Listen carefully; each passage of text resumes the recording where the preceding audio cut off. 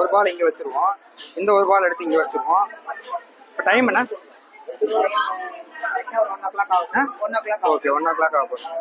2 கை டைட்டா முடிக்கும். நான் இங்கேருந்து இப்படி வச்சு டச் பண்ணுவேன். அப்போ இந்த பால் இங்கேருந்து அங்கே போன மாதிரி நீ இமேஜின் பண்ணிக்கோ. ஓகே, கை திருப்பிடுவோம். இப்படி வச்சுக்கோ.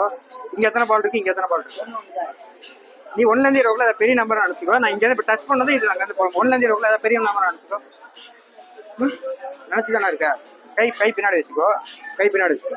2 கை பின்னாடி வச்சுக்கோ. ஓகே, இந்த பக்கம் இப்படி திரும்பிக்கோ. ஓகே, இப்போ முன்னாடி கொண்டு வா 2 கையும்.